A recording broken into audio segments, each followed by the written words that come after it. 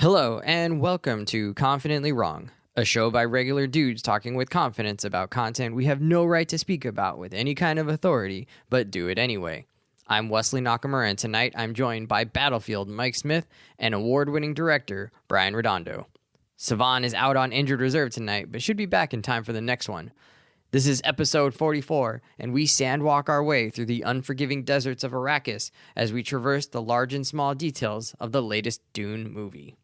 I'm confident that it's going to be the best show you've ever listened to, and well, hey, if it's not, you can always ask us for a refund.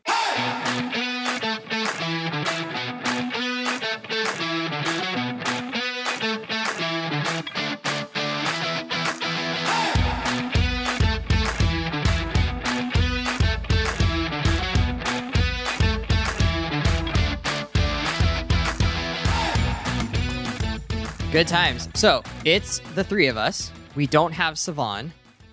He's out at a Dungeons and Dragons night. He told us, hey, I do this every Wednesday.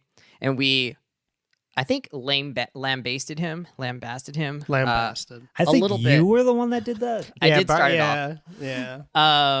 But not really. I mean, I was more curious. But he's playing Dungeons and Dragons, and I told the guys, actually, I don't really understand what Dungeons and Dragons is. Why does everyone make fun of it? Like, it's all a part of, what's the Big Bang Theory? Like, they make fun of Dungeons and Dragons in a loving way. Would I like it? What is this thing? I thought it seems kind of boring to me. Mike, you seem to have some experience with it. Brian, you're a board game person. I figure you've had some contact with it. What is going on with this Dungeons and Dragons? Explain it.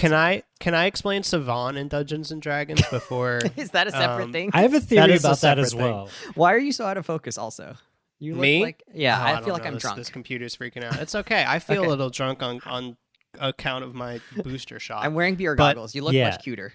It's reflecting his physical state at the moment. Okay. He's just a blur. It's kind of the vibe. Anyway, when I met Savon, let's say this. One of my favorite things about Savon is there's no bullshit to Savon. None. I'm sorry, we made it like Cursing. 2 minutes before Jesus. it bleep. All right. It's true though. When Savon is committed to something, Savon is 100% committed to it. When I met Savon, 3 years ago when we were both starting out at our last job, he was playing D&D. He was committed to it. The man is still committed to it. So tonight he has his D&D time on Wednesdays. He's doing it via Zoom, and He's doing you it via Zoom. yeah, which is to make a boring thing even more boring.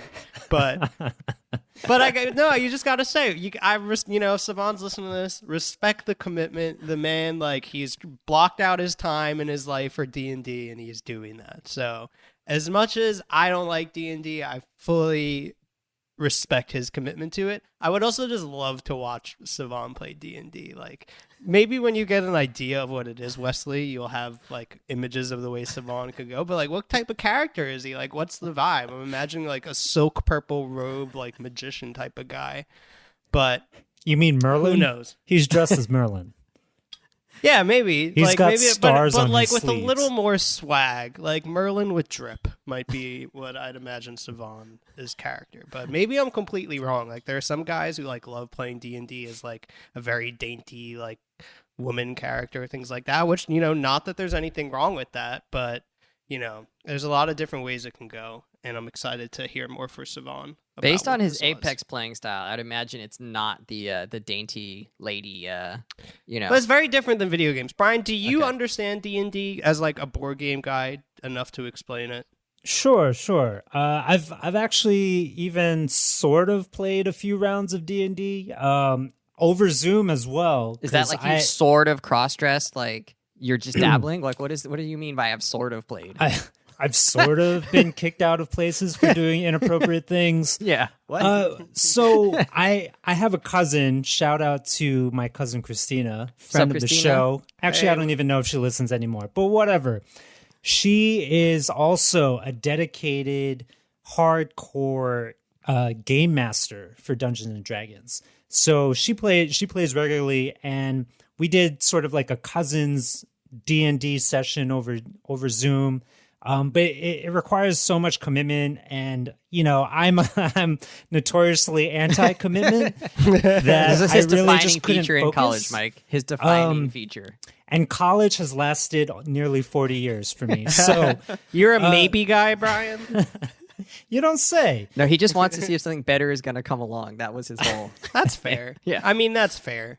Yeah, and Dungeons and Dragons has been around for a very, very long time. So the prospect of something better coming along and actually existing is quite high at this point. So it's a role playing game, right? And so if you think about classic video games that of the role playing genre, Skyrim and Zelda and stuff like that, same types of characters, but you're doing this on paper and pencil. And lots of it is happening in your imagination. Every player in the game has like their own character. They're like an elf or a swordsman or a mage, whatever. And they get into scenarios, which are basically in dungeons. They do dungeon crawls. And the game master is the one who is deciding what kind of parameters those dungeons have and what the story is that's intrinsic to that dungeon. And so each character, they basically do a series of skill tests, the same that you would do in a turn-based RPG game, right? Or like Final Fantasy. So combat skill test, agility skill tests, intelligence skill tests to pass different challenges that come up in that dungeon. And it's sort of up to the players and the game master to figure out the story that's happening around those interactions, right? So you're rolling die, you're trying to pass these skill tests, but then you're also talking through a narrative like, oh, my character used their bow and arrow that was dipped in magical orc blood to fire it off at this fireling, and they burst into flames, but then the flames created tiny little firelings, and now we all have to face them, right? It's that kind of level of imagination. You're giving all the flavor text. The game doesn't give it to you. You're putting it into it. And I think it's that aspect that people have fallen in love with. They just love this idea of kind of cosplaying in their minds and creating a story together. And so given that, I could imagine that our friend Savon, Captain Vonnie, in his purple robe as like a level 12 mage that can morph into different animals or something like that, is just having a great old time role playing, making up weird voices, doing some cool mage stuff, and just killing it on the D&D on the D&D level. I could see that happening. However, go ahead. I was just gonna say, like, on the opposite end of that spectrum, that's why Wesley would hate it. Like, Savon finds joy in the spaces in between, right? Like games and movies and shows. Yeah. Like, the depth to it is really what he's about. You, my Is it friend, like, if depth? the Is it game depth is that he not really literally, likes? if it's not dragging you through the game, like fully telling you what to do, damn near like how to feel about a certain thing, you're like, this had no structure. I couldn't do it. I was not interested. So it seems like lazy game making to me. Well, that's the thing. In D&D, there's almost no game making. There's like no structure. So Okay, it's wait. That was my question. So it sounds like the dungeon master kind of sets up the scenario. Yeah. How much and of then this is like improv though? Like how all much... of it. It's improv. That's the whole thing. Like, if you're not into acting and playing the character and like making, so it's just like you're essentially dropped into this world with an endpoint, right? Like, get to the end of this dungeon. Then you get to do whatever you want. Like, the game master knows what's going to happen, kind of like if there's orcs in the next room or things like that. But you could do genuinely whatever you want, and it just comes down to essentially dice rolls to prove if like what you want to do works or not. So it's like, how do the dice rolls work? Because it's a 20-sided die. I know that because that's a big thing. There's different types of die. of die. Yeah, go ahead, Oh Brian. goodness. Yeah, Okay. There's different types of die. You have different Like 8 of statistics them. for your characters, and all of those things are governed by some rule system that exists within the Dungeons and Dragons world or whatever role playing game you're playing. They all kind of like adhere to different things, and they have set qualities that exist or set attributes that exist in that universe, and then so you have to design your character according to those kind of metrics. Do you And know that when you determines start a your dice game, roll. Wes, and you have to like allot a certain number of points to your character? Okay. Yeah. You do that in D&D. So it's like, I want to put all my So points it's like in intelligence. NBA, my career. You're making my player. Yeah, exactly. Yeah. But what that works out is like, okay, you and your gang are trying to get into this cave. Like, but the Do you know the setup ahead of time? Yeah, the dungeon master lays the scene for you. They're kind Okay. of like God. Like, they kind of like see Right. what's happening. Well, what's to and stop them from being like, nope, that attack didn't work? There The orc- isn't. Well, like there's The orc their is job is to make it defending fun. with a gold shield Yeah, well, and their job is to make it fireworks. fun, right? Like, not allow you. That's where it comes down to like game making. So what I'll say is, I make fun of D&D, but like being a dungeon master is really hard, but it can be really frustrating. Like, let me tell you a real quick story about my D&D experience. Mike The tried to dummy make I his am. character like a Jewish rabbi that could like bless the whole thing and make everything go to heaven, and like we're all good. We finished the game. You tried to OP your character. Why'd it have to be a rabbi? Yeah. Well, Come on, that's your Wes. brand. This That's man your lives brand, in Mike. Texas for like a year, That's and your brand. anti-Semitism comes. All right, just quick story. So I played I think D&D I was with- celebrating the Jewish culture there. I think is what was happening. I'm not so sure about I that. love the Jews. My best Wesley friend is a friend of the Jews. Anyway, so I was playing D&D. So our friend Max, like, it was a bunch of our first times playing, and he was like, all right, I really want us to get into this. I'm going to come up with this really great story. So we were on our first session. He was like, this is going to be the first of like 10 or so like sessions. Like, they're each like 3 or 4 hours. sessions. It's an hour, like so much time, dude. It's crazy, which is why it didn't really work for me. Yeah. So it's like, I'm only in it for the fighting, like the combat part of it. Everybody's Surprise. like You talking don't and say. acting and stuff. I know. And it was just like, so that's why it's not for me. So it was like, oh, can I just like attack the guy? Can we just get to the fighting? Like, we don't need to like do all this talking. It's so much talking, which is fine if you're into that. Yeah.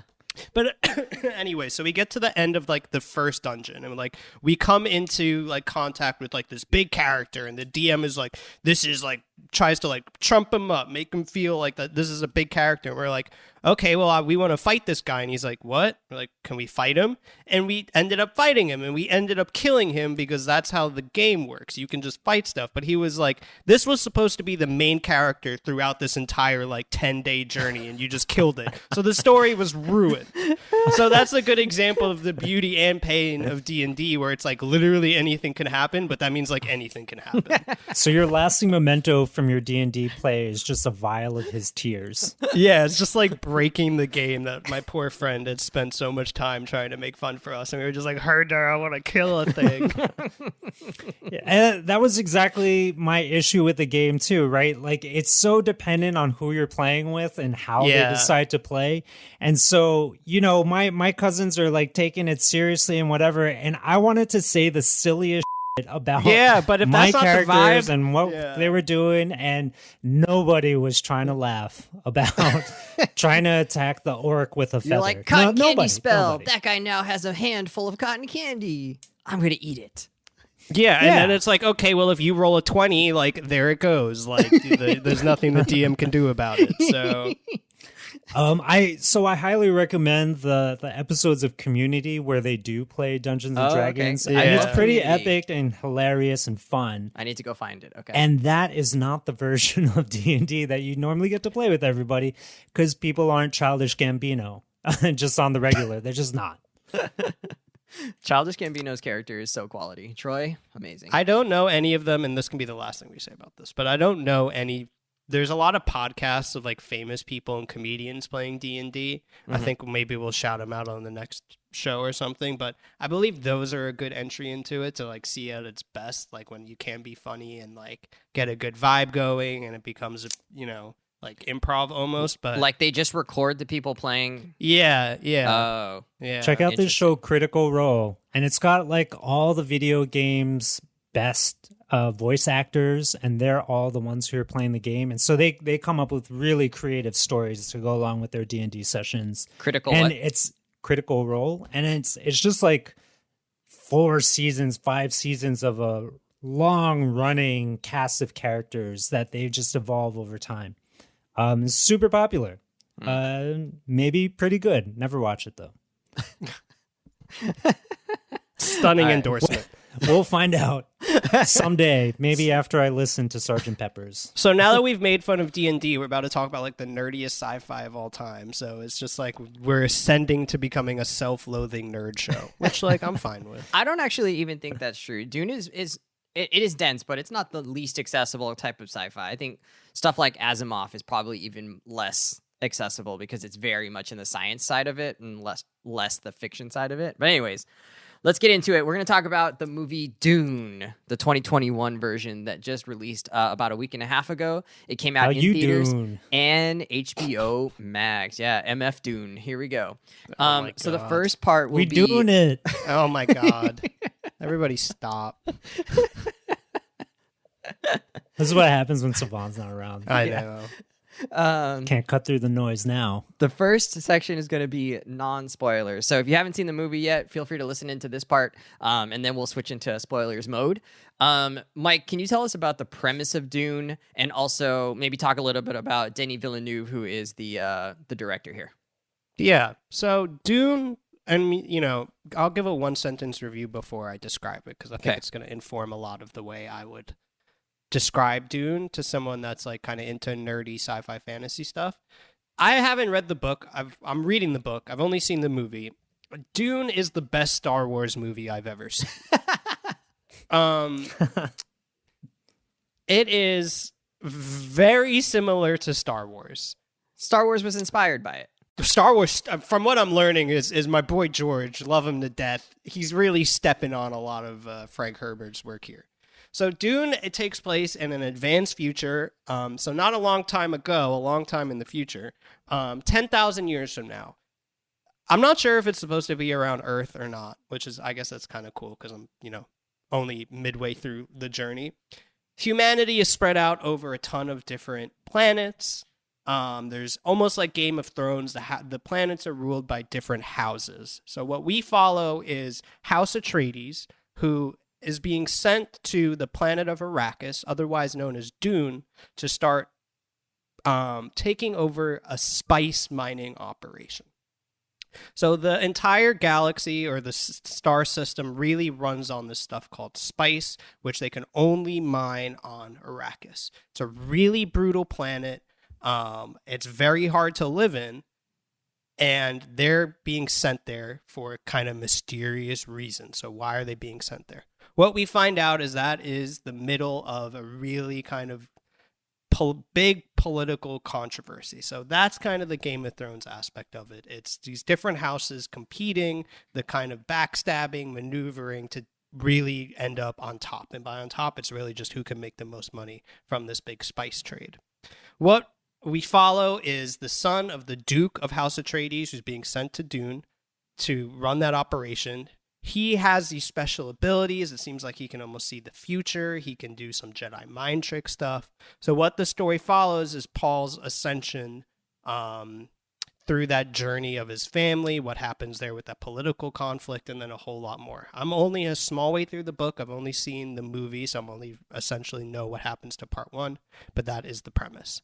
It is directed by Denis, I don't know how to pronounce his last name, Villeneuve, who did the most recent Blade Runner movie, which I haven't seen. Amazing. Watch it.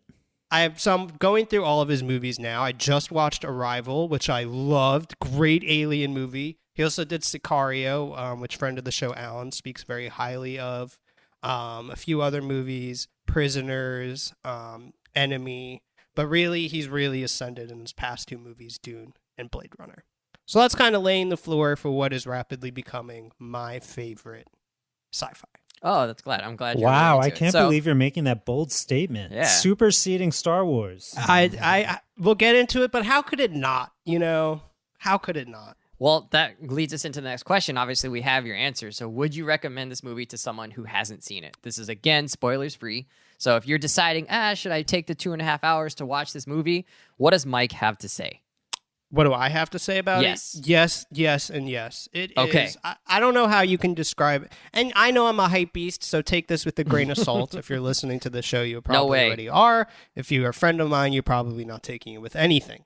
All of that to say, it is peak sci-fi. Like, it is just like if you're really into sci-fi, if you love kind of, and my favorite buzzword, world building, if you love that, if you love great stories, if you love just like such a thorough world that's been so thought out with a really compelling story in it, all in this really amazing sci-fi future, it is fantastic. Again, the movie is just a very small part of this world, which we'll discuss, but I cannot recommend this enough. What I will say, if you go into this expecting kind of a generic action movie, like turn my brain off, haha, that was nice, you're going to be confused and disappointed. But if you really go in like ready to like dive into like the world and really soak it all in, not only is like the story, like everything in the book amazing, but I feel like the film really took it to another level.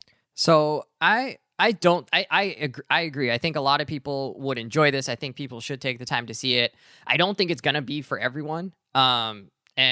But I think most people will find something they like about it. The acting is good. There's cool scenes that kind of take place. The visuals are just like really beautiful. The cinematography, I mean, I think everybody's gushed about that in the reviews.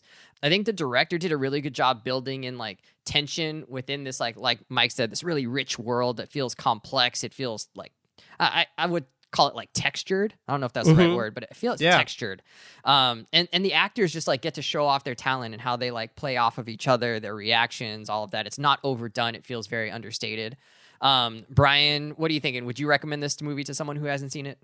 I would absolutely recommend this movie, even though I'm with you, Wes, that I don't think it's I might be putting words into your mouth. I don't think it's the greatest sci-fi film out there. Sorry, Mike. I do think it's not film. I think like this core material is the best. Interesting. That's a good distinction. I do think though that Dune, this particular iteration of this movie, Dune, is quite good, just like as a movie watching experience. You know, it's the first thing I think that I've seen on the big screen since the pandemic started that really like made me grateful that I went out to a theater to watch it. You know, even though I was like in the second row and basically lying on my back trying to watch Timothée Chalamet and, you know, like 30 feet tall, like is that not how me. You normally watch movies? It's not normally how I watch Timothée Chalamet. Back, like directly takes in his front shirt of the off TV. right in front of it. It felt very much like being a kid and like lying on the carpet too close to the TV. But but even despite that, I was really glad that I went out to a theater and not watch it on HBO Max because it's such a great movie watching experience, right? Everything that Wes said, the sound design, the cinematography, the Hans Zimmer score, just like the grandiose scope of this film, it just felt huge, larger than life, larger than this universe, right? And that's the kind of spectacle, escapist type movies that I just love going to the theater for. And then on the other side of that, or not even on the other side of that, but in addition to that, you do get the things that Mike mentioned. You get sort of like the Game of Thrones intrigue, you get the Star Wars sci-fi epic, you get the kind of like interesting socio-political commentary of movies like Avatar. And I think all of that comes into a very neat package and a gratifying experience. Now, whether or not the movie and the storytelling succeed on their own, that's a different question, but definitely worth watching despite that. And it sounds like you would recommend it, especially in theaters, huh? Oh, yeah, absolutely. Okay. I watched it at home and I put on headphones the second time to really get more a sense of the sound and how it was. And I think that did make a difference. It's not replacing the theater experience, obviously, but something a little bit closer to that. So now that we're kind of discussing its merits as a movie, can we jump to Albert's question and then come back to the previous one? Yeah. So this will be a little bit spoilersy, friends. So if you haven't seen the movie yet and you don't like the spoilers, now's where you tune out. Go watch the movie on HBO Max or in the theater and then come back to us. So my friend Albert, he lives in Taiwan, but he used to live in California. We kind of grew up together after college. And we were talking about the free nation of Taiwan. You grew up together after college? Yeah, a little bit. Yeah, you were like an infant in college, so that makes sense. Yeah, exactly. I was still maturing like a tree. My friend Albert and I were talking about this movie.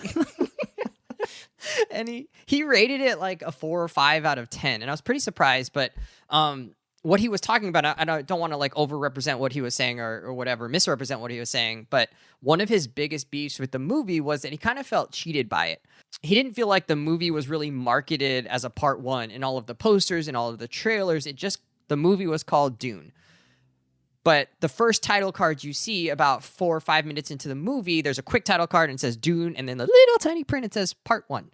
And he said like it kind of felt like a bait and switch. So he's watching this movie and he's expecting it to resolve, And in some ways, the movie doesn't resolve. Like, there isn't really a conclusion. There isn't really a resolution to how the movie kind of wraps itself up.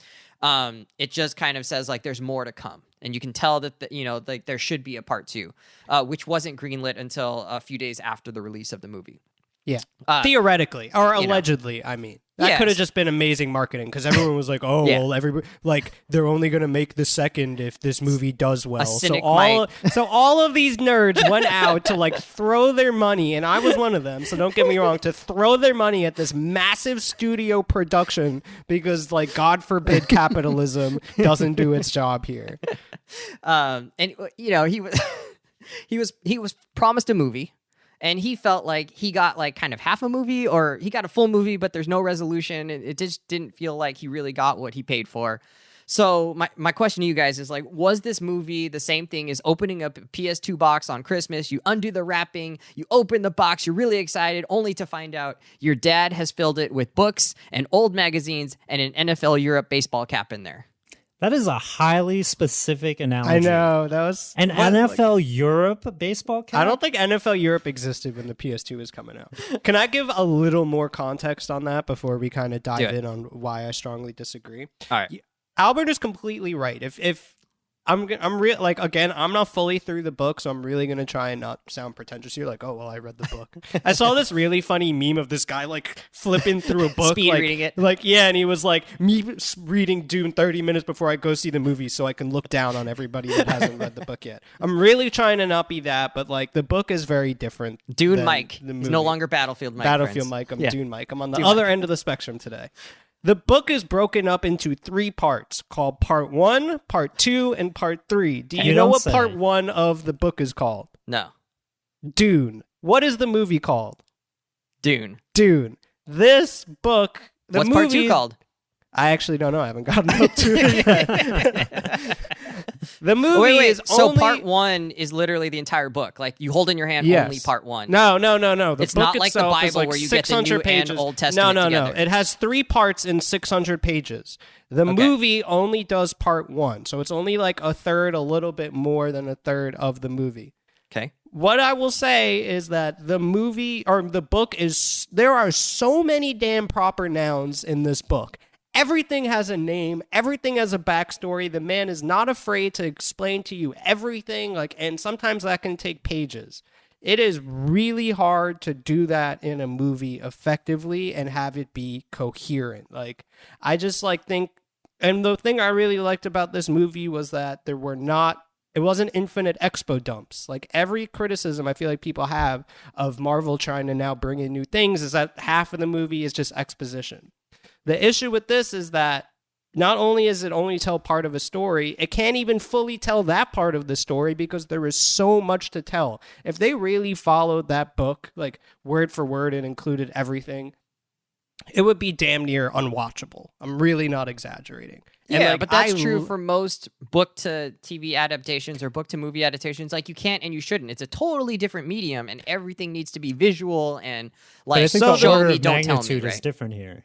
Yeah, I mean, it could have gone one of 2 ways. It's like, if they tried to really do everything and, like, bring in that whole first book from beginning to end, they would have had to cut out so much. The movie was 2.5 hours, and they already had to cut out a lot. And that's just me hearing from people who have read the book and have now seen the movie.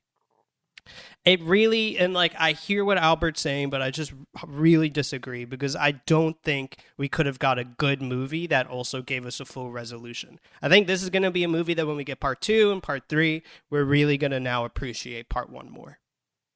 Well, is that the argument then that they should have, like you said, maybe like when we were talking offline, that maybe they should have done a series like Game of Thrones where you get to, like, kind of live with these characters for a longer period of time? Would that have made more sense, or is it not really lend itself to that either?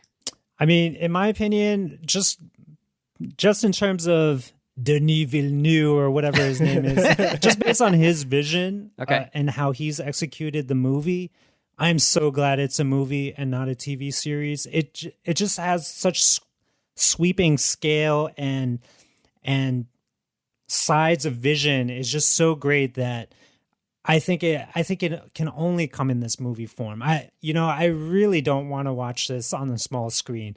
Like the way that this movie works is that you're feeling it. You feel the movie, even though there's a lot of overhead in terms of the lore and the characters, and you're not really going to be able to follow all of it. And a lot of it is probably going to leave you with questions, but you still feel what's going on. You feel the soundtrack, you feel the cinematography, and that's what's propelling you through the movie. And so in response to Albert, I'm going to kind of take a Savon position and just say that, hey man, the destination is not the real ultimate goal here. It's about the journey. It's totally about the journey on this movie. And I would say if you saw it on a big screen, where it says part 1 is actually quite large on a screen. And so for me, that really couched expectations. I actually thought that the movie was going to end much sooner than when it did. If we're going into spoiler territory, I thought once House Atreides, is that the right Atreides, name? Once House Atreides, this made me think of God of War. Once House Atreides gets demolished in that sneak attack, I kind of thought we were going to close the movie then and there. I didn't really think that we were going to get as far as we did. So, and that comes with knowing that it said part 1 in the film. And I still would have been satisfied, I think, ultimately. Yeah. I guess if it ended there, I mean, not that there just isn't a ton of growth at that point, right? Or change at that point, right? We haven't seen anybody really develop or have to like adapt to new situations. And so I think it's good that it went further. We're having to see Paul adapt to a different scenario and have to rebuild relationships with other people. And like, how does he react when like he's no longer within the cocoon of the house, system with the protection that affords? All right. So Albert, you're wrong. That's what I heard. Sorry, bud. Thanks for listening. Yeah. And definitely not a 4 or 5 out of 10. I mean, come on.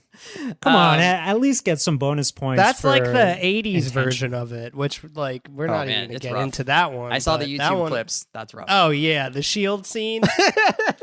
Wait, is Gumpy Albert, scene. Little boxes. is Albert actually talking about the David Lynch version? Wow. This is a different conversation now.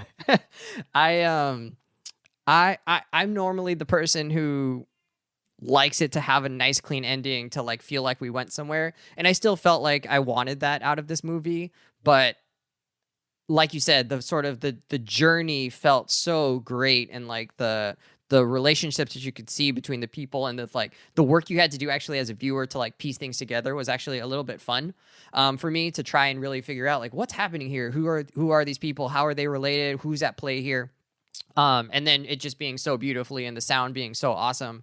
I really did enjoy it, even if it wasn't my favorite that it didn't have like a nice neat wrap up at the end. Something I wanted to mention, and I think it's okay if you guys will indulge me, I do think there has been a little bit of criticism received by the movie and for the filmmakers, especially from like Muslim casting directors and the Muslim community. And I don't think this is everyone, and they're not, Islam and the Muslim community is not just some like everybody feels exactly the same way. Monolith. Yeah, they're not a monolith. But there's some criticism for the movie for its sort of use of this vaguely, or not even vaguely, just this Islamic imagery, Arab imagery, sort of Middle Eastern imagery, without casting any real or any notable Muslim actors within the story. I think the story also has somewhat of this like white savior complex sort of happening here, with like Paul being a white guy, Leto being a white guy, right? Like, or being sort of cast as a white guy, at least in white passing guy, and I do think it's a little bit more complex than just that. And I don't think we should, as non-Muslims here, debate like whether that's a valid criticism or not. It just is something that's part of the movie. So, for people who are tuning into the movie, or maybe you're going to rewatch the movie, it is something to be aware of. Like, is there cultural appropriation happening here? Is there some stereotyping here? And is there a chance for movie makers in the future to think about how they more sensitively or cast their movies and how they design their stories so that it actually doesn't just like take from cultures, but actually like sort of enhances it or enriches it, or something along those lines. I think there's something there in this movie around that. Brian, you want to add something? Yeah, I would say in terms of the casting and whatnot, I think there's a decent argument to be made about casting, actual Arab actors or North African or Middle Eastern, whatever, because the movie is actually very deliberately tapping into this Muslim aesthetic. However, I'm trusting the filmmakers that they are aware of those issues, actually, and that casting more of a pan-brown kind of cast to stand in for the Muslim world actually maybe might make more political sense. I mean, right now it's way too heavily weighted to just kind of like black and some known non-white actors. But I would say that, collectively they can make maybe a stronger political point and stronger social commentary by, having sort of like an overall brown element in the film. And in regards to the overt Muslim overtones of the film, we kind of have to go back to Frank Herbert's original book and what his original intentions were. From what I've read is that Frank Herbert was a prolific journalist before he wrote this novel. And, and writing this novel, he was specifically, or writing this series, he was specifically trying to comment and talk about the Western world and its dealings with the Arab world, right? And talking about Muslim countries that were just becoming liberated around that time that he wrote the book, and really trying to unpack all of that stuff that was happening. And so he's taking things directly from the real world and putting it into the Dune lore. So even the name Iraqis, right? It sounds like Iraq, right? Mm-hmm. The Bene Gesserit sounds exactly like Jesuits, like the order of Catholic priests. And the white savior thing, from what I understand, is that Frank Herbert really wanted to tackle the white savior trope, because of its implications in social political history, and our collective imagination. So I think there's kind of more to happen in the Dune universe than just this one movie, and I'm willing to bet that it's going to pay off in the end. We just have to wait and see. The part one that we're getting now is only a first glimpse at the full picture. And so, yes, it is open to a lot of criticism that I'm hopeful will get addressed in the near future. Sounds good. Good job. Yeah. No, I mean, I think that's definitely part of it. I mean, now that we're in the spoiler section, the spice has been sort of publicly said, like, hey, this is an analogy for like oil that existed right in the Middle East, and how other countries are often trying to control those resources, and often the people that exist around those resources. And so that becomes pretty problematic in the real world setting. And so it's going to be reflected in its problem, being a problem in these stories. Can we ground ourselves for a second in all the stuff that George Lucas stole just in what Brian said? So we have the sand people, which are essentially the Fremen. We have the desert planet where it all takes place. Tatooine. And, that's where the chosen one, granted that Paul's not from there, that's where he kind of comes to. How many moons does it have? 2 moons. And when I saw that, I was like, are you kidding me? 2 suns, though. That's different. Then George literally just stole spice. He couldn't even come up with another name for the material in the Star Wars world. He just took spice. It's like, George, buddy, make an effort here. They didn't have I can't remember what it's called, but in college when you submit y'all probably didn't plagiarism. Have it. I know y'all were writing on typewriters or whatever, but when I was in college, you would submit a paper cursive. And it a computer would check it for plagiarism. They obviously didn't have that when Star Wars was getting written, because just in what Brian said about one very small point of the movie, we've already touched on 4 different things. So we're just going to keep account as we're moving on of all the stuff we come across that Star Wars stole. But George Lucas added droids, so it's totally different, Mike. And samurai? Yeah, what if we took the knights from Dune and turned them into samurai, but made the same movie? What's up with everyone in Dune fighting with machetes, though? Have you not read the books? No, of course not. I don't read. Oh, you got to read the books, dude. It's like there's they a have whole heavy backstory artillery. they explain. There's this whole backstory they explain about like why they don't use computers either. Did you notice that? They have like the ships, but nobody's like typing on computers like they do in Star Wars. And that's explained very thoroughly in the book, and you can't even possibly know that in the movie. No. But I like that they don't have to. It doesn't matter, right? Exactly. It's like it's just part of the world. That's how it exists. That's how the people live, and they make it work, right? Like you don't All have the to question characters in the why world it's that accept way. it. Yeah. Great segue into our next question here. All right. So something that stood out to me was how the movie, like, it didn't handhold you through the movie. It doesn't completely drop you into the deep end and is like, good luck. But it doesn't give you a ton of backstory around every faction or about why everything works the way it works. It just like does. Like you just get thrown into it. The movie tells you or like shows you how things are progressing, shows you what's happening on a day-to-day basis. And the people just use the things like the shields. We talked about that. We'll talk about that in a second. The director just kind of shows you what each group was doing and saying in real time. It's kind of like, in Thor Ragnarok, Hela comes in, but then they do all these flashbacks about how she was like invading worlds with the one-eyed guy, Odin, and how like all this stuff. Cyclops? And then they're like, oh, but look at this painting on the wall, and I mean, it's so much like backstory, right? And it kind of slows the movie down, but it tries to catch you up on like their relationship that exists and gives you a sense of their conflict already. But that doesn't happen here, and I feel like I was not necessarily fully understanding the situation throughout the movie, at least the first time I watched it. But I also didn't feel like I was completely in the dark. I thought they did enough to kind of get you a sense of like why things were the way they were, enough to keep the story going. And the story does become more clear as it goes on. You get more a sense of like who this person is and like how they're related to the other people. Like the Baron, like what's his deal? What's the Bene Gesserit deal? Like, and you get the sense of like, oh, these people are actually on slightly different factions, even though they all like sort of work together and sort of work against each other.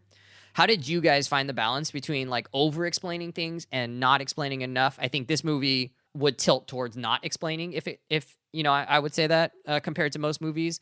Did you like that balance, or did you feel like you needed a little more explanation as things went on? Brian, what are you thinking? I mean, I generally was following what was going on. I did have a hard time reconciling a few plot points where I would have loved a little bit more explanation. Like what? Like even just the fact that the Emperor was colluding with the other house, the one that had Drax in it. Harkonnen? Harkonnen, whatever. Just the fact that, there are lines in reference to jealousy and stuff like that. But then, House Atreides was given this land. It got a little bit muddied for me, and I wasn't entirely sure why these things were happening. And because you don't necessarily know the motivations, they kind of hit a different way. You don't feel the full impact of that sneak attack, though it is quite stunning in the way that it's carried out. With the covert killing and the betrayal and stuff like that. So that stuff was cool. So the one Asian guy happens to be the traitor. Betrayer. Yeah. Come on, Dr. man. UA. The Manchurian candidate. Is that what's going on here? So it's a little bit of a mixed bag. But I will say that the saving grace is how everything was happening and how everything was unfolding. It had other hooks for you to really engage with the material, so that you could kind of just forget about some of these motivations, some of the reasonings behind all of this stuff, and just go along for the ride. And that's in a lot of ways, that's how I experienced the movie. But I did spend a lot of time also thinking back about what just happened, and like I'm gonna flag that in my mind and ask everybody I know about what the hell just happened. I think a good example of where they sort of just throw you in is like the scene where the Reverend Mother comes and tests Paul. You don't know who the Bene Gesserit are. You understand there's some kind of religious thing, but they show you the extent of their powers. This lady puts his hand in a box, and the dude is just like in a severe amount of pain. She's very clearly got a lot of power. Like she commands him to come to her feet and he just like blacks out and then is all of a sudden there, right? Like he has lost control over his function, and she's sort of like controlling his actions in that moment. And so you're like, oh, okay, so these ladies are Jedi mind tricking people, right? And they're able to like do all these Another things. thing Lucas stole. Yep. Yeah, exactly. Bing. And and so I do. What? Why do you have that? Do you just have a waiter bell? Are you running a bed and breakfast now? Yeah, what's happening? That explains Anna- the stained glass. Dry cleaners. Anna has it, and she rings it anytime she's at work and someone does something dumb. So she leads by ridicule and embarrassment. Got it? That's her leadership. Hell yeah, brother. Welcome to corporate healthcare in the United States of A. I think that those were now I lost it. Whatever, it's cool. There were a lot of also just like small moments, like we talked about how they showed the shields. They did explain it, which I actually didn't think they needed to do. I think it was very clear when it turned red, it was because they were close up and it like they went slow enough to penetrate it. They then expositioned it much more clearly after that. But I thought that was really clear and they could have done without it. So like, yeah, I mean, I think there's just lots of instances where they just did a good job of showing what the power was, or they showed what the relationship was, or the vitriol in their voice or whatever. And all of that made it clear like who these people were. Like, the Baron is a survivor.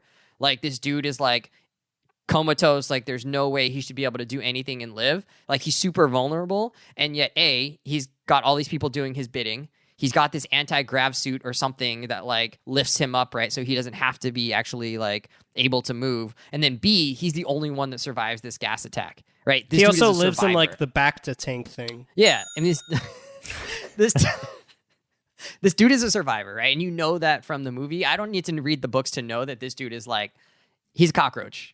He's gonna survive no matter what, right? And he's gonna be like the thorn in everybody's side. Anyways, Mike, what do you think? Over-explained, under-explained? I right think it hit balance? it perfectly. I mean, like I don't know anything that goes into making a movie, but Me neither. like it must be so hard to tell a compelling story this deep with walking that line between too many expo dumps like a Marvel movie and just being like completely like opaque and like not really like letting people understand what is going on. Like the Bene Gesserit scene with the Reverend Mother in the box, that's the first scene in the book. The next scene essentially is when he goes and does the training. Those both have a lot more exposition in the book, and a lot of what like happens in the book and how the characters develop is through internal dialogue that is like notated in the book with italics. They just don't do that in the book. Like, imagine if you heard like him, like Paul's like inner voice, like talking, right? Like that would take away from so much of it. So they can really only do it, like let you learn about this world through the dialogue. And it's very hard to do that in a way that's like can keep up the slow burn. Like to me, the movie, besides the giant scenes, it really had like this slow burn that was paired with the Hans Zimmer music. And it's so hard to walk that line between handholdy dialogue, exposition dumps, and telling a great story. I think, like, Brian, your original point is a really good kind of example of a difference between the book and the movie and why they kind of make each other better. I felt and I'm referring to kind of the idea of like, well, why is Atreides going there? Like, they know they're kind of going to get screwed over, but they're still going, all that type of stuff. What I left the movie understanding was that, okay, everybody really likes the Duke and House Atreides. Like, they're really building up some support, almost like Ned Stark in the beginning of Game of Thrones, right? The Emperor steals that from... George Lucas steals the Emperor from that. The Emperor views that as a threat, right? Like, I can't have people liking him. I need to get rid of him. So what the deal he makes is he takes the Harkonnens away from Dune, and then he says, okay, you now need to go take care of that. Essentially setting them up for failure and allowing them to be attacked by the Harkonnens. Because what they make a point to say in the beginning of the movie is that we have air power and sea power here. We need to develop desert power there to defend ourselves. So they get there. The Harkonnens did not set them up for success. We see they took all the different silos and things like that. They essentially left them to be screwed over, and then they get attacked. We don't really know much else besides that from the movie. Like, there's some exposition there to understand that dynamic. What the book does is it explains a lot more. There's a whole corporation that kind of rules over all the commerce throughout the planets and things like that. There's a spacing guild that's hugely important with space travel and things like that. The whole book really comes down to economics in a way that's very similar to Phantom of the Menace. So it's like a lot of like the very nitty gritty. That's definitely not the name of the movie, Star Wars fan. The very like nitty gritty political economics of what leads Phantom the of the Menace Harkonnens opera. to collude with the Emperor to take down House Atreides. You just can't understand in the movie. But the thing is, they go so well together in a way that I don't know if another book and movie pairing really works, because now that I'm reading the book, I get this really great exposition, but it's like maybe my imagination's terrible for the hours and hours of screen time, but like reading things, like especially when it's like this crazy sci-fi stuff like The Shield and that kind of stuff, I really can't get an image in my head. But now that I'm reading it after seeing the movie, I have these like great images of what everything looks like, with the great exposition and solid world building and really high level of depth there. So to like sum it all up, I think they both almost exist independently but make each other a lot better. So I think like reading the book is something I'd really recommend if you like the movie. But like, yeah, you're essentially both shaking your heads.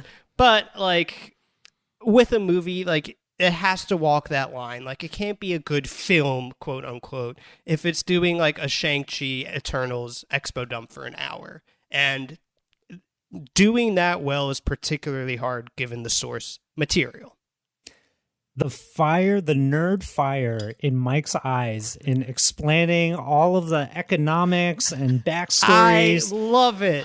You're totally reminding me of Will Katz on FIFA right now.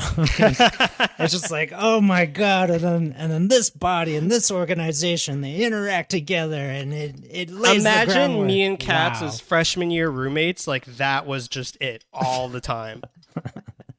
But it really comes down to this comment makes less sense in retrospect given that you haven't read the book, but like what we were talking about earlier when we were talking about the Boba Fett trailer, y'all were kind of cold on it, and I was like, I kind of hold Star Wars to a different level now that like I understand like how sci-fi can be built with that level of depth, and you were like, that's Dune compared to most sci-fi. I don't understand where that was coming. Were you referring to the David Lynch movie? Were you just referring to this movie? I wasn't talking about Dune related to any sci-fi. I was talking about sci-fi related to Star Wars. Touche. All right, there we go. Confidently wrong there. We're not going to just blatantly insult Star Wars, but that's a conversation for another time. I still love Star Wars, even the last trilogy. Don't do that. All right. Let's start wrapping up here. We've been going for a little bit of time here, and I think people are probably like, God, shut up, guys. Like, we get it. The movie is beautiful. I watched the movie twice. On the second watch, I was able to focus a lot more on like some of the details. I had to spend less time like piecing together the story, and got to kind of notice some of the things visually that I hadn't gotten the first time. For instance, the Sardaukar, they're the elite warriors that the Emperor kind of commands.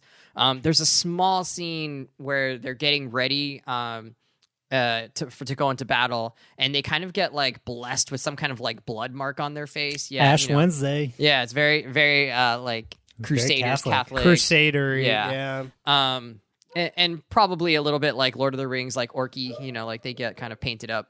The White Hand of Saruman. Saruman or Sauron? Sauron. Well, one of them. Okay. One of the Sars. One of them. And that's why they're Sardaukar. Oh maybe? My God. All right. Oh. Not Star Wars, but it counts. So right before that, though, right before you see them do that, there's a big like wide shot of like all these people kind of gathering on this plain or whatever, or at the base of the base of the temple. And actually, you kind of notice at the very bottom, there's these like victims or people being like held upside down and like strapped down to these pedestals. And at below them is actually a pool that's like kind of reddish and tinged with like water and blood or something like that. And it becomes on the second watch, you're like, oh, they're like sacrificing these people in order to like give these people strength or blessings or whatever. And so like that must be part of their religion or their like superstition. Whoa. They didn't have to that. explain it. It's just like, you yeah, all just a missed small that? thing. What is wrong I with missed you? It was that. a giant wide shot of a bunch of people strung up by their ankles, bleeding out into a. But they were just at the My bottom row. eyes were pressed up against the Jeez, screen. I guys, couldn't make it those out. bodies were like 10 foot tall each. It's a No. movie. Well, I'm watching on Oh, a 55-inch screen. boys. But anyways, I mean, but it's a It's pretty like, oh, I quick wonder what scene. is that? Like, why, No. are they doing Pilates? No, but it looks like they're just like lining up in ranks for battle, like the clone troopers. Before No, they but go they had into, a like- whole wide shot of that cool blood draining thing. Wow, I missed it the first time. You Saw it both, the second Brian, time. were you on your phone? I was trying to figure out what happened in the scene before, okay?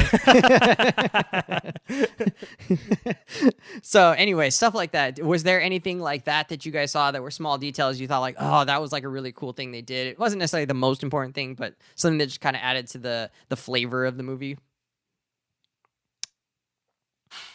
No, kind of. No, because it's just like I say this all the time when people are like, "Oh, well, why do you like Star Wars and Marvel and all that?" I'm like, my life is like I got enough going on in my head all day. It's nice to be able to turn my brain off and enjoy this kind of dumb media. This, as much as it's kind of tangential to that, I had to stay focused the whole time. I really had to pee. Like I chugged the giant Coke Zero. I feel like I've talked about Yeah, this. this is in the second going to time you've movies said before. you've done that. Yeah, in a you movie. think I'd learn, and I really had to pee. And like some people have a skill of knowing when to go pee in a movie. So like I'll like sit and I'll be like, all right, I should go. No, I need to watch the scene. And at the end of the scene, I'm like, wow, I'm really glad I didn't go pee. I would have missed something. Every scene in the movie was like that. So it was like there was not small things I missed because like I was just trying to take it all in. And when I did go to pee was the start of the damn Harkonnen invasion. I came in and I was like, why is the Duke on the ground? And I was like, oh my God. See, like that's the thing. There's just so much going on here. It's impossible to leave it all, which I think is a good sign of how much there is to take in. Given that, it's hard to be aware if I miss small things because I was really having to pay attention very hard. All right, fair enough. I gotta imagine you missed some things while you were thinking about peeing. There's no way that you caught the entirety of what was going on without being like, oops, a little bit just came I was out. like mentally exhausted after. It was like I really had to focus. But like I knew it, I knew I love world building. I'm always just on my damn phone watching stuff, and I was like, I'm gonna commit to this. Now, did I maybe miss some stuff? Probably, yeah. Thing is, it's kind of hard to remember the movie now that I'm reading the book because it's like everything's starting to blur together, and the book is so expo heavy, especially in the beginning. It's kind of just like overtaken my idea of what Dune is. It sounds like when I tried to read Lord of the Rings after The Fellowship came out, and it was just way too much exposition that I just could not handle it. But I will say this in regards to your question, Wes. I think overall there's just lots of fun design choices, like the thopters, the things that look like dragonflies, the how the shields worked was really cool. The tooth that the Duke bites into to poison everybody in the room, the Bene Gesserit's abilities, all of that stuff was like very interesting. It felt surprisingly fresh in some ways, and it was just eye catching. However, I will say a drawback from the movie, though, despite all of that, was that because it seems like Dune is the source material for a lot of sci-fi that I never realized, but we're not seeing Dune until 2021. Dune is the one that ends up feeling a little bit derivative in the end. Like I couldn't help watching it and be like, oh my God, this is like Game of Thrones. Oh my God, this is like Star Wars. Oh my God, this is like these other things. Oh my God, Drax is in here. Poe Dameron is in here. Like Aquaman is here. Like all of that was kind of going through my head as this stuff was happening. Oh yeah, Thanos is in there. And and it's just like, oh, this reminds me of this thing or that other thing. And because of that, I was taken out of the movie a number of times just because I just couldn't help but think about it. And it was like, yeah, sure. Maybe Sean Bean should have been cast as the Duke of Atreides. Like that would have been really good. That would have been really good. I mean, like he's got to complete the trifecta, right? All right. Before we wrap up, did anything else catch your eye or any like last thoughts you had on the movie? It's funny that like Zendaya was so big in the marketing and like She the had such a kind of small like role. build up to the Mary movie. Jane. Mary Jane's She's in the movie. essentially like not in the movie. Like it's just like hallucinations of her. So She better enjoyed have a that. good role in part 2. You know what caught my eye? I know he gets memed a lot. He's like an SNL, like, you know, Instagram, TikTok, Gen Z thing. Timothy Chalamet can act like a motherfucker. We're going to bleep right at the end. That man, he was so good. And apparently I was reading today that Denis Villeneuve or whatever didn't even like audition people. He like wrote it with Timothy Chalamet in mind. So that was a hard role. It's like that could have seemed very dramatic and like self-important and like Hayden Christensen-esque. But I thought he really thank goodness crushed it it. wasn't. That was one of my favorite parts of that movie, was that he was such a compelling protagonist. He was. I think like throughout, he's pretty strong. He really won me over in that Bene Gesserit interrogation scene or whatever that was. And like, we don't even see what exactly that book is doing to him, but we feel what's happening to him, right? I will say though, he still strikes me as like a strange guy. Like I wouldn't relate to him. I guess we're not really supposed to relate to him, but he does still seem like a non-human to some degree, but not a non-human the way Hayden Christensen was, but a non-human just like, wow, I don't know what this person is like in this universe, but I trust his experience and what he's going through is compelling still the same. So that's kind of like an ambivalent take on his performance there. Like you don't get a sense of like what his like personality was like. And maybe that's what it was. Maybe he's just kind of a blank personality a little bit.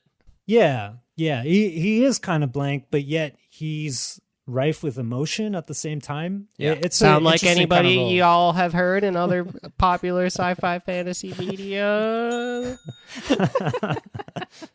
What I will say is that my understanding of him in the books is he's not supposed to be particularly like amazingly likable and unimpeachable like Messiah, and that he is supposed to be kind of a complex character, as it were. I think it will get even more complicated in subsequent chapters. And I am so ready. Okay, I got 2 small things that were like nice details that I picked out on when I was watching it. One, the 2 jobs, like professions that we saw had, or 2 of the professions that we saw had like very clear markings. The mentats, who are the people that are like, they can calculate things really quickly. They both had this like black tattoo on the middle of their lip. So the Harkonnen house had one and the Atreides house had one. And both of them had that like black tattoo on their lip. And then when they were calculating, their eyes kind of flipped up, right? And then the doctor, Dr. Yue, had a diamond on his forehead. And when they found the note in the pack that was from Dr. Yue that had the ring in it, that little scroll had the diamond imprint on it. So you knew it was from Dr. Yue. So there's sort of like a profession has certain symbols that go with it. And then the other symbol that was kind of neat, or that kept showing up, the motif of the bull's head, or the bull.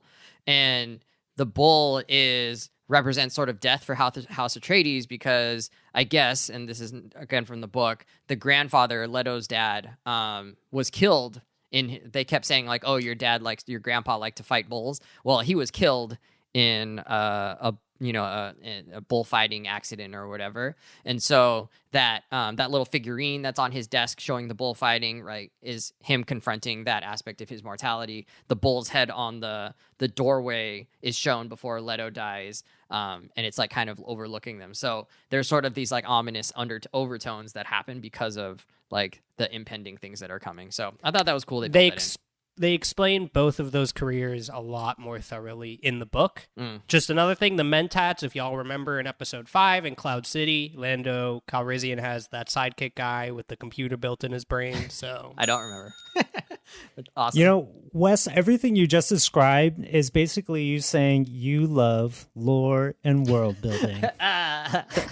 You have arrived, Welcome Wesley. to the family. Dang it. Mike got me eventually. It only took 2 years. All right, well, let's wrap up there. You can visit us on our socials at confidently_pod, especially on Instagram. We're definitely more active there. Leave us a comment. How did you like the movie? Are you going to go see it? Did you enjoy the theater aspect of what didn't you like about it? Is Albert wrong or really wrong here? Let us know. Visit all of our sponsors. Maybe we'll have some real sponsors one day, but for now, just visit our fake ones. Comfy.com has been a long time fake sponsor of our show. Mike doesn't wear his Comfy anymore, so I don't know. Maybe It's they're not getting paying cold him. in New Orleans, baby. It's almost comfy weather. Comfy season. All right, friends, we are out.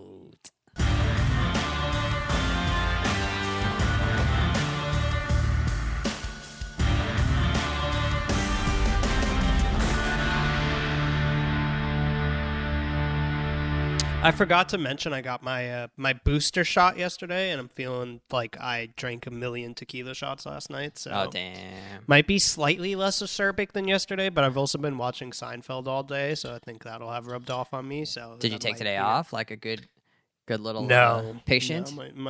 No, my you're team is falling apart. So God forbid Fully I'm sick. capitalist. Hey, if you throw up in the middle of this recording, I mean, That'd that's be pretty sick, entertaining. right? That's pretty funny. We can Just make that make into hold the headline. microphone. Make sure you I'm hold down the with that. microphone up to it.